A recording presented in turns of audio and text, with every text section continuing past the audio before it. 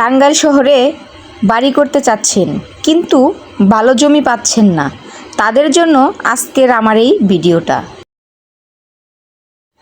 Hello guys, আসসালামু আলাইকুম। তোমরা ভিডিওর প্রথম অংশ দেখেই বুঝতে পেরেছো যে আমি কোন উদ্দেশ্য নিয়ে ভিডিও করতেছি। যারা টাঙ্গাইল শহরে বাড়ি করতে চাচ্ছেন কিন্তু কোলাহলমুক্ত ভালো জমি পাচ্ছেন না, তারা আমার এই পুরো ভিডিওটি দেখেন। ভিডিও দেখে অনেকেই ভাবতে পারেন যে আমি আবার জমির ব্যবসা শুরু করলাম কবে। আসলে এটা আমার নিজের জমি।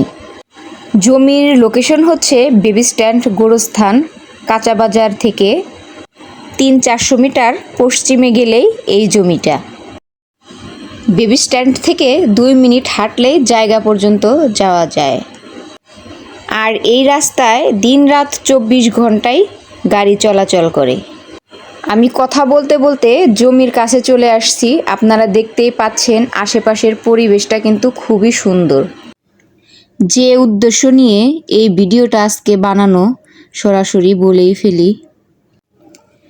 আসলে শহরের ভিতরে একটা জমি কিনে বাসা করা খুবই কষ্টসাধ্য ব্যাপার।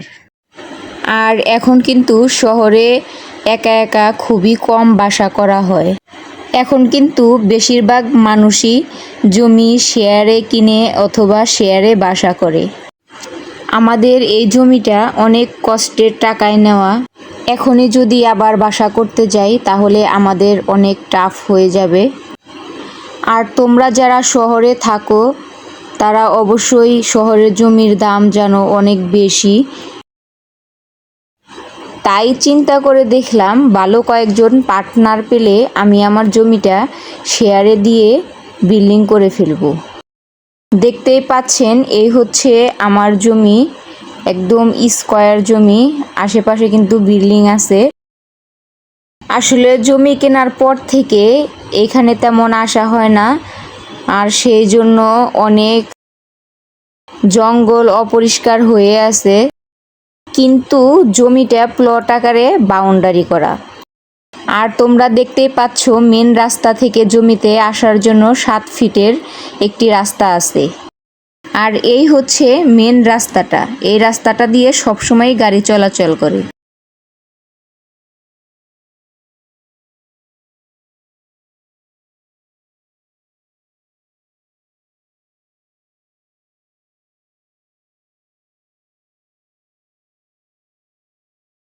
আর এটা হচ্ছে টাঙ্গাইল অফ দ্য অফিস। আর এখান থেকে একটু সামনেই টাঙ্গাইল কেন্দ্রীয় গোরস্থান। রাস্তাটাও দেখো কত সুন্দর।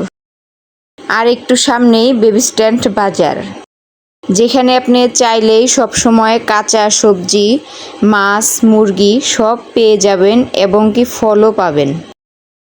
যারা শেয়ারে জমি কিনে বাসা করতে চাচ্ছেন তারা আমার সাথে যোগাযোগ করবেন।